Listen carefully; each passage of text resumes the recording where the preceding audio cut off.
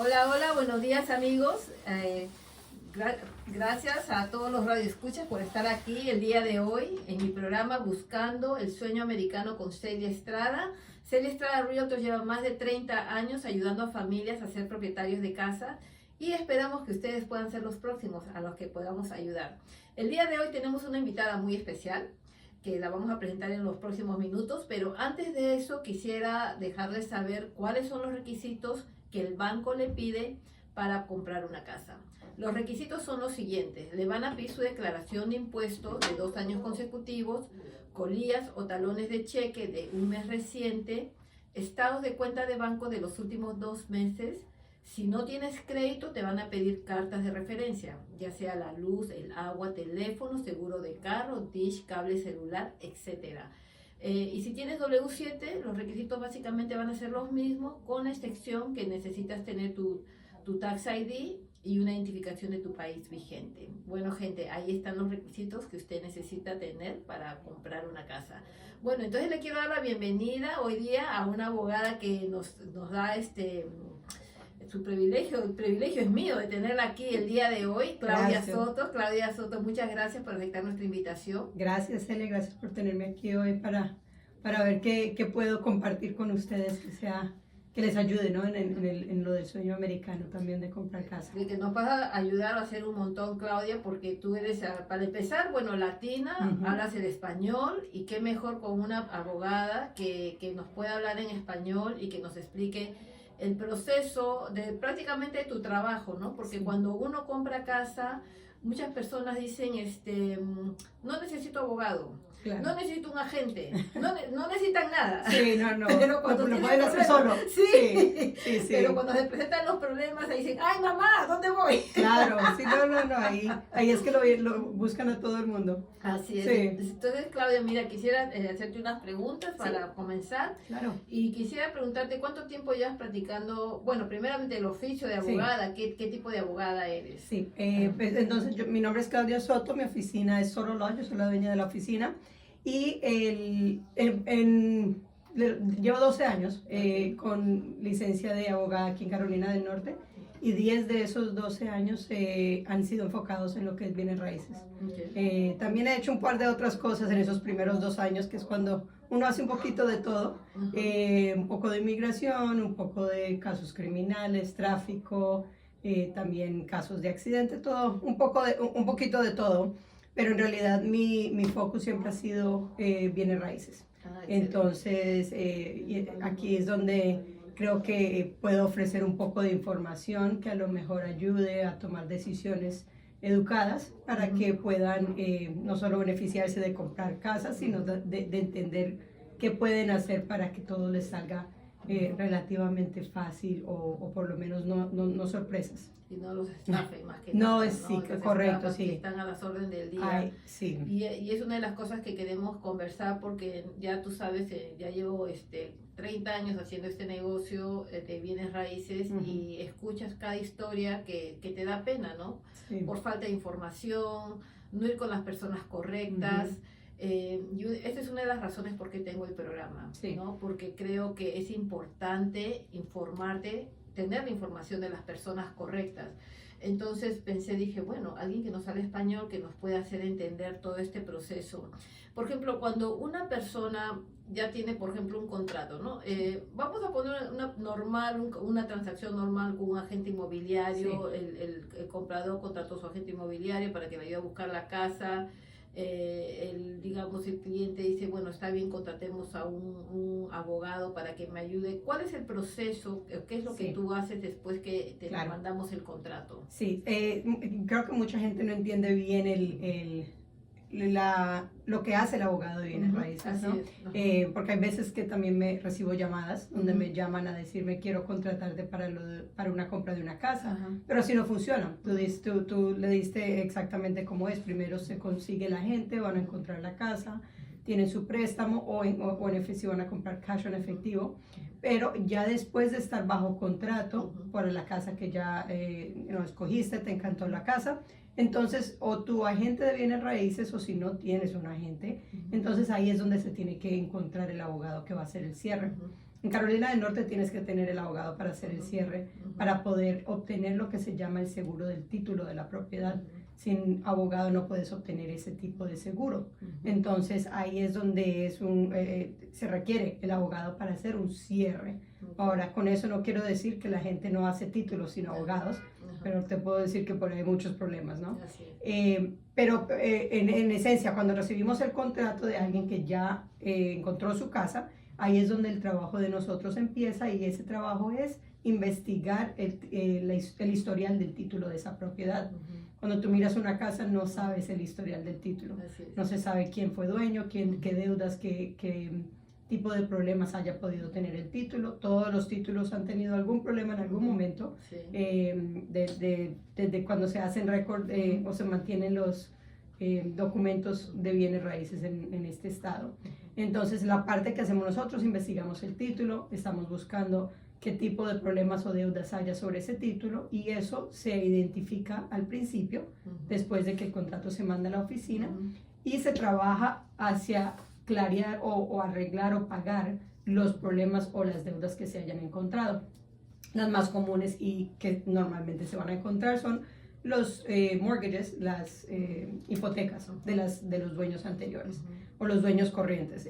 Si encuentras deudas de dueños anteriores, es un problema. Entonces, que se puede arreglar, pero es algo que se tiene que hacer un poco de trabajo. Entonces, ese es el trabajo de nosotros, es clarear el título, no solamente para el comprador, pero si hay un préstamo, que el banco también está asegurado de que el título de la propiedad donde van a prestar dinero está clareado, está limpio, y no van a tener problema prestando el dinero sobre esa propiedad. Libre de deudas. Correcto, libre de deudas, o sí, con la corte también a veces hay judgments, que son las de una demanda, también puede afectar un título de una casa. Ok, excelente. Aquí estamos en mi programa Buscando el Sueño Americano con Celia Estrada. Mi número de teléfono es el 704-335-4400, 704-335-4400. Trabajamos los 7 días de la semana con cita. Y aquí continuamos conversando con Claudia. Claudia, tú habías empezado diciendo que tú no escribes contratos, y me alegro que hayas mencionado esa parte, porque desde agosto que cambió las leyes de bienes raíces, mucha gente dice, bueno, yo voy a comprar mi casa solo, o voy a buscar un abogado que escriba el contrato, y definitivamente tú no estás para escribir los contratos, porque para ti realmente es una pérdida de tiempo. Correcto, no solamente una pérdida de tiempo, pero algo que me toca explicar frecuentemente es cuando el abogado que te escribe el contrato puede tener conflicto de interés con las partes que están involucradas en el contrato. Si yo te ayudo a escribir un contrato es porque estoy involucrada en la negociación de ese contrato. Entonces ahí se presenta el conflicto de que si yo voy a hacer eso, entonces ¿cómo hago para representar a ese comprador y preparar documentos para ese vendedor, que es lo tradicional, no es requisito, pero tradicional? O si se llega a presentar algún problema entre las dos partes, hay un conflicto de interés. Entonces, ¿qué pasa? Nosotros no es práctica de mi oficina nosotros preparar contratos, porque eso es lo que ya hay contratos que se han revisado y modificado con lo que es la Comisión de Real Estate, de bienes raíces, con la que trabajas tú, y con el North Carolina Bar, que es lo que gobierna los abogados también. Entonces ya esos tipos de contratos es lo que tú trabajas. Para eso es que los agentes pueden ayudar. Ellos no escriben, tú no escribes contratos, no puedes hacer eso, ni ningún agente tampoco lo puede hacer, pero ya hay contratos que ustedes tienen acceso a los cuales van a identificar todas las cosas que ya se saben que se presentan en un cierre. Y eso es lo que tú conoces, y que muchos compradores que están trabajando por su propia cuenta y no consiguen un agente, se presentan problemas que ellos no conocen. Sí, y eso es muy típico. He visto, por ejemplo, muchas personas dicen, no, bueno, ustedes ganan mucho dinero y no hacen nada, pero ¿cómo que no hacemos nada? Si pasa algo, una responsabilidad nos cae a nosotros, claro, la demanda, en este país de las demandas. Sí, y te puedo decir que por mi experiencia, por lo que hacemos nosotros cuando trabajamos un archivo de alguien que no tiene agente con un archivo con los compradores y vendedores con agentes, la diferencia es inmensa, ¿no? A menos que sea la única, en situaciones donde posiblemente es una persona sofisticada, que el negocio de ellos es específicamente eso, a lo mejor, pero así todos se presentan problemas. Pero para sí, compra casa, una persona que compra muchas casas, claro, ya sabe el proceso. Y así todo, te puedo decir que por más casas que hayan comprado, muchas veces se presentan problemas que no saben cómo lidiar las resoluciones. Entonces es se ve mucho más, menos problemas se ven en archivos que cerramos nosotros o compras de casas que hacemos con agentes se ven muchos menos problemas que con las personas que no tienen. Correcto, sí. Y piensan que nosotros que nosotros hacemos el trabajo de los agentes y ese no es el caso. Claro. Para nada, nosotros somos los que hacemos lo del título y creo que se pasa eso cuando no hay agente, que nosotros hacemos todo lo que hace la gente, claro. que lo de las inspecciones, que todo lo que tenga que ver con la casa y no el título de la casa, para eso están ustedes. Claro, claro, porque realmente uno te a la casa a esperar ahí que te den el reporte, sí. Es bastante trabajo y mucha responsabilidad. Claro. Pero qué bueno que lo aclaras, sí. Claudia. Y lo otro que tú estabas hablando sobre el título y el chequeo del título, sí. Por ejemplo, mucha gente no entiende, o por ejemplo, no, en realidad mucha gente me pregunta, le voy a comprar la casa, pero ¿cómo sé que no va a haber deudas? Y eso es lo que tú comentaste, ¿no? Generalmente, ¿cuántos años tú retrocedes para chequear el título? Entonces, para nosotros en Carolina del Norte, los parámetros, sí, creo que así se dice en español, parámetros de investigar un título son 30 años, o se devuelve al título del developer, que fue el que, ahí sí no sé la palabra en español, un developer que han subdividido la propiedad, o se devuelve al previo seguro de título que hubo. Te doy un ejemplo porque a lo mejor no entienden qué es eso.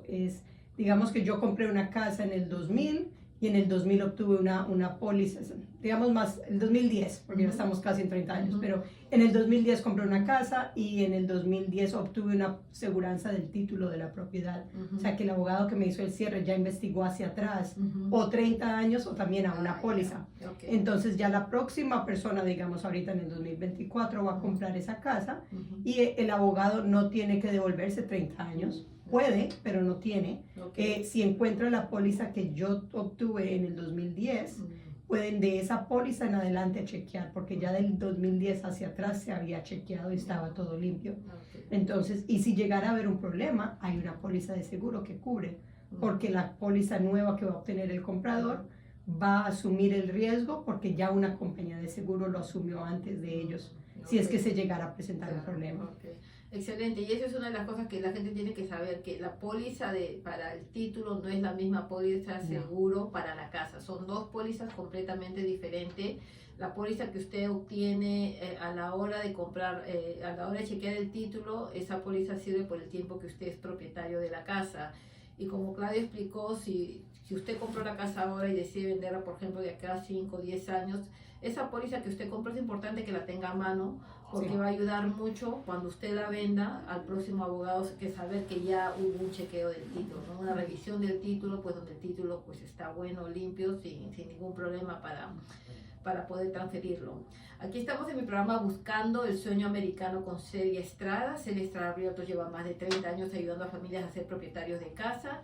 Si usted está pensando en comprar o vender, nos puede llamar al 704-335-4400. Trabajamos los 7 días de la semana con cita. Claudia, una de las cosas que también, por ejemplo, estamos viendo ahora, y últimamente he tenido varias llamadas y estamos tú y yo conversando sobre el poder legal, ¿no? Y tú ya me habías dicho el riesgo de tener un poder legal, pero, por ejemplo, tengo muchos clientes ahora, ya que sus hijos han crecido o nacido aquí en Estados Unidos, que los padres no son legales y que pues tienen miedo a la deportación. Y no esto para echar miedo, sino más que nada precaución. Claro. ¿No? Esperemos que no lo tengas que usar nunca, pero es mejor precavir porque después lamentar. Entonces, ¿cómo es un poder legal? ¿Qué tipo de poderes legales una persona puede hacer? Por ejemplo, no necesariamente que tengan que tener casa, ¿no? Porque puede también tener niños pequeños, que es el otro problema, pero ya una persona adulta que tiene su familia acá, son ciudadanos sus hijos, pero los padres son ilegales. tienen la casa, tienen dinero, carros, ¿qué lo aconsejarías tú? Sí, entonces primero para empezar, porque creo que hay que dar como la base, es qué es un poder y qué no es un poder. Creo que hay mucha gente que se confunde con un poder y piensan que un poder tiene algún tipo de elementos de lo de un testamento y no es así. No es así. Un poder es bueno solamente durante la vida de la persona que da el poder.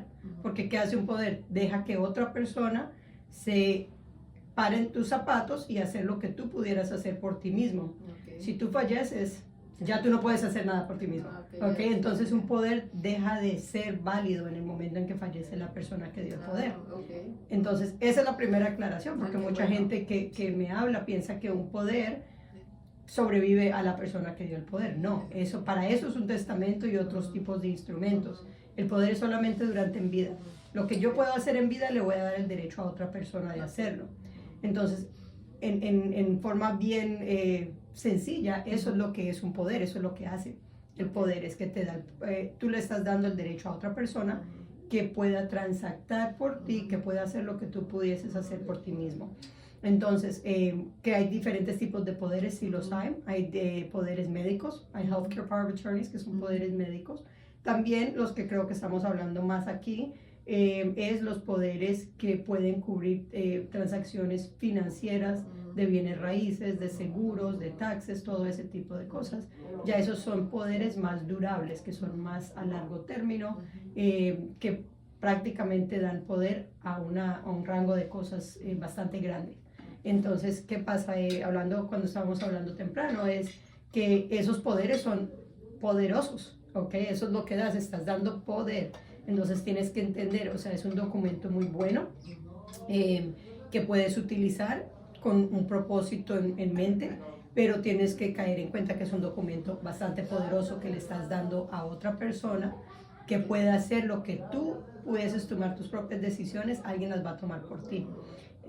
La persona que usa ese poder no cuestiona el por qué se están haciendo las cosas y el poder da el derecho de que esa persona tome las decisiones por ti. Puede que esas decisiones no sean las que tú quieras o puede que sí.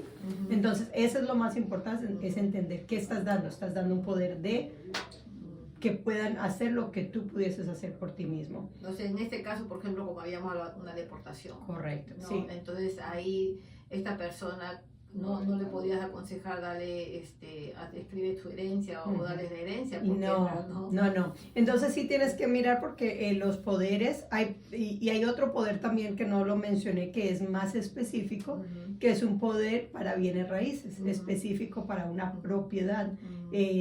Esos son difíciles o no son tan comunes para hacerlos a largo término, digamos, por si me llegan a deportar, por si me voy del país. Porque se entiende de que ese poder lo estás dando con un propósito en especial. Digamos, vas a vender la casa, ya estás a lo mejor listándola, arreglando la casa para venderlo, estás pensando en vender y sabes que no vas a estar o posiblemente no vas a estar ahí, puedes hacer un poder para que en ese poder dices específicamente, doy un poder para que X persona pueda vender esta propiedad con esta dirección durante este tiempo, 6 meses, 1 año, no en general. Ahora el general es el que es un poco más poderoso, claro. Okay, que te deja hacer muchas más cosas por mucho tiempo, a un tiempo alargado, durable o indefinido, hasta que lo canceles o lo revoques. O hasta que te mueras. O hasta que te mueras, correcto, que hasta ahí llega de tener efecto ese poder. Pero sí, yo creo que para lo que tú me estás preguntando, si ahora con alguien que tenga alguna duda de que si llegaran a ser deportados o algo así, ¿cómo hacen para poder transactar para sus propiedades? Lo primero que diría es que en bienes raíces las cosas no se mueven tan rápido como a veces la gente piensa. Entonces, tener en cuenta de que, digamos que a lo mejor no se hizo un poder, ¿okay? A lo mejor no es la mejor decisión hacer un poder, no es el fin del mundo, no se les va a derrumbar la casa porque no tengan un poder o porque estén por fuera del país. Hay mucha gente que tiene propiedades en los Estados Unidos que viven por fuera del país sin ningún problema. Ahora, entiendo que si es algo que no se planeó, una deportación, obviamente el empleo, los ingresos va a afectar el poder tener esa propiedad, pero si no se hace el poder, hay otros métodos que estábamos hablando, no son los más convenientes, pero hay otros métodos para llegar a los documentos que se necesitan si se planea con tiempo. Entonces, se puede hacer un poder durable. Lo que más importante es identificar una persona que confíen, es tener una persona confiable en la que se le pueda dar ese poder. No necesariamente le tienes que decir o informar a esa persona que el poder existe en el momento en que lo firmas, porque en el momento en que tú firmas ese poder estás dando el poder.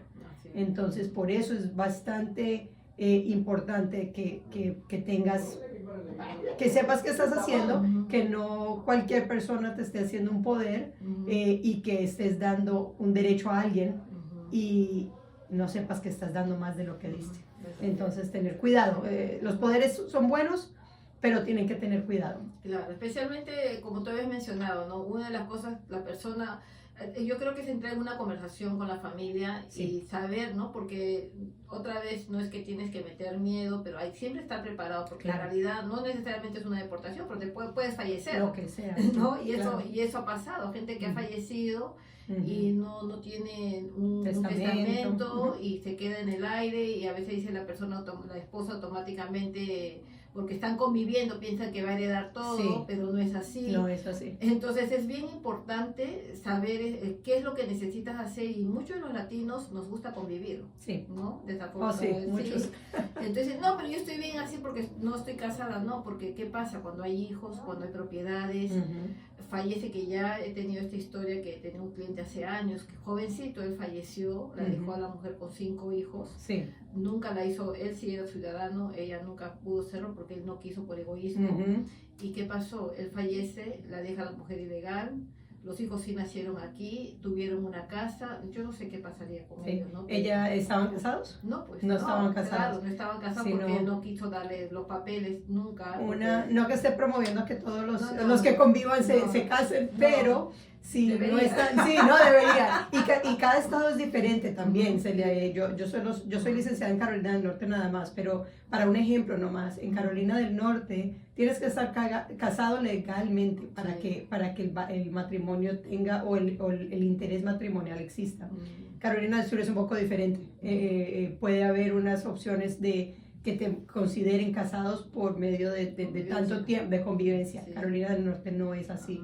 Entonces, para alguien que no esté casado y fallezca una de las dos parejas, no tienen el derecho matrimonial, no son herederos de esa persona. Escuchen, gente, escuchen, aprende, porque de verdad que lo último que tú quieres dejar es a tu esposa desprotegida. Y no solamente eso, hablando de casa, pero para de todo, dinero, de todo. Si tienen un seguro, o sea, no le beneficia en nada. No, las leyes de Carolina del Norte no le van a dar automáticamente una herencia, o no van a considerar a una persona que conviva con otra un derecho de herencia. No lo va a hacer ahora. Si tú lo quieres hacer así, tienes que hacer un testamento, porque eso es lo que es el testamento, es tú tomar las decisiones de quiénes son tus herederos versus tener que usar lo que dicen las leyes, que son los herederos, porque eso es lo que pasa. El que no tengas testamento no quiere decir que también se va a derrumbar todo, no, pero tienes que seguir las leyes. Todo para el que se queda vivo. Claro, sí.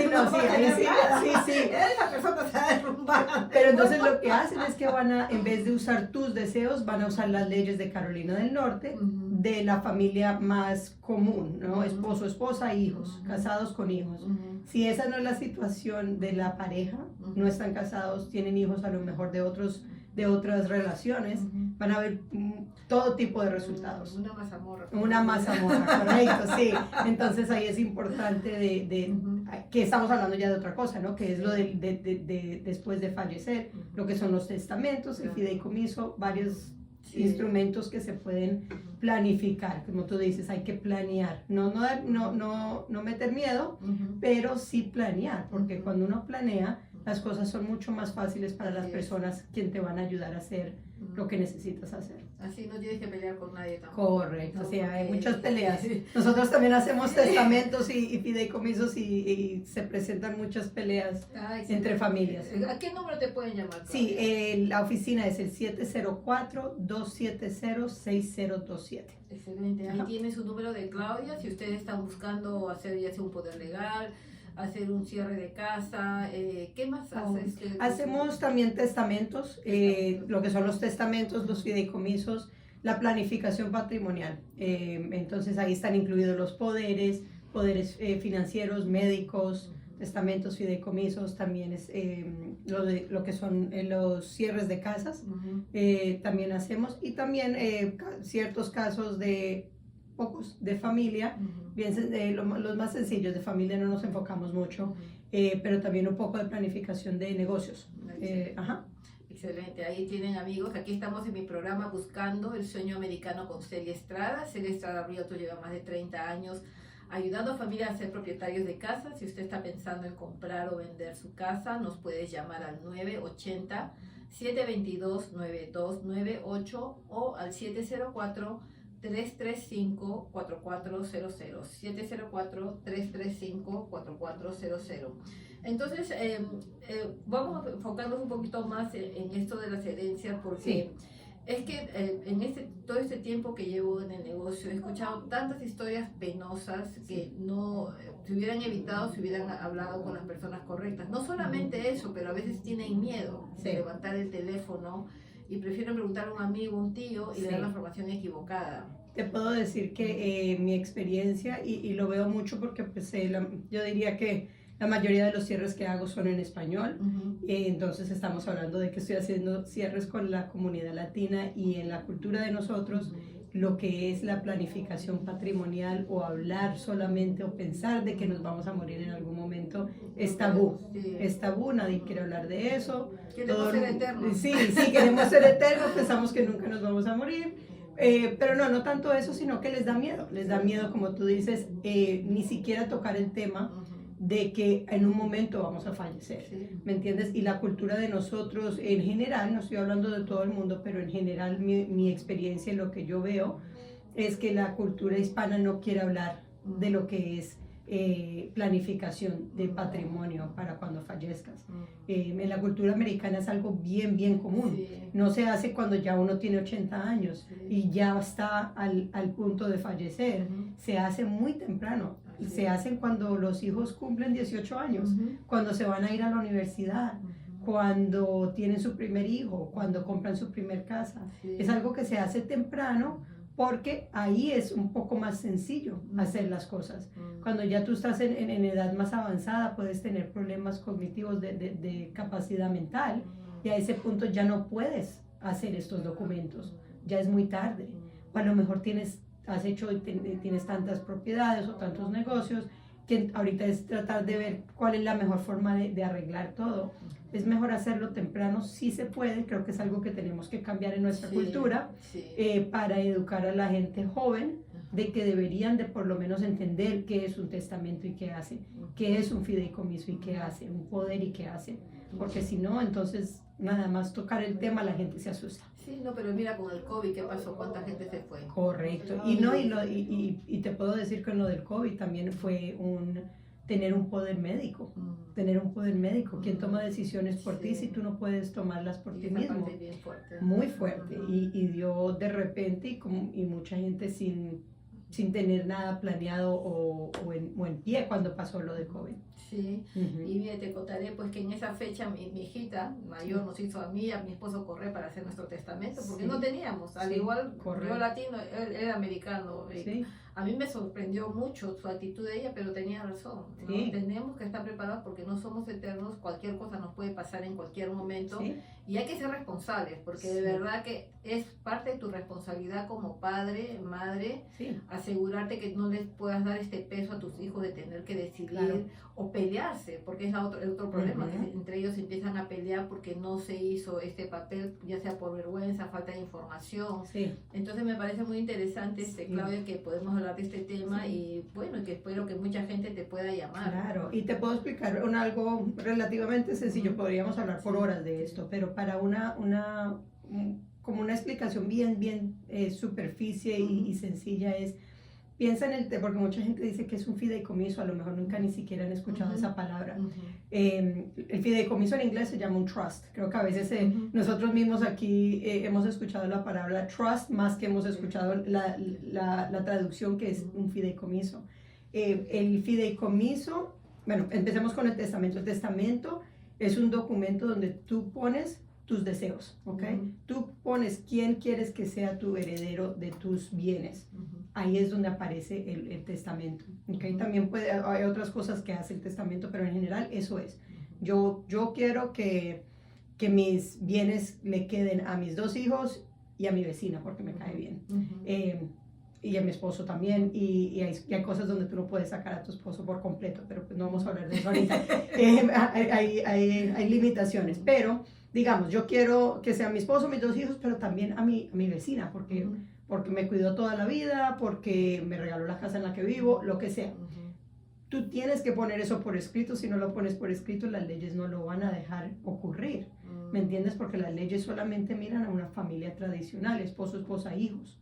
No hay hijos, no hay esposos, se sube a los padres. No hay padres viviendo, se baja a los hermanos. No hay hermanos, bueno, por ahí sigue la lista. Entonces, eso es lo que Carolina del Norte tiene por escrito en las leyes. Pero si tú quieres algo diferente, el testamento es donde tú haces eso. Ese testamento todavía tiene que pasar por la corte para que lo verifiquen, lo que se llama probate. Tienen que verificar de que ese testamento es válido para que ese testamento se haga en efecto al tu fallecer. Entonces, ok, pusiste tus deseos, pero todavía tienes que ir por medio de la corte para que hagan lo que se llama abrir un estate, para que puedas ya delegar a quién es la persona que se escogió para manejar las transacciones de los bienes, que sería el executor o el executrix, la persona que va a manejar. Eso es un testamento. El fideicomiso es algo diferente. Un fideicomiso es como no es una entidad, pero es como una entidad, ¿ok?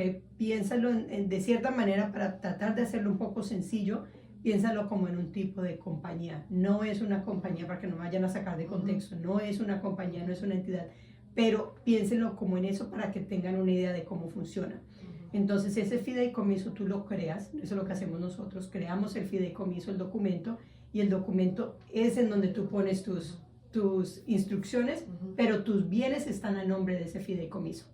Entonces es la diferencia, que cuando tú mueres no tienes nada a tu nombre, sino que está a nombre del fideicomiso. No tienes que ir a la corte porque el fideicomiso no se muere, el que se muere eres tú.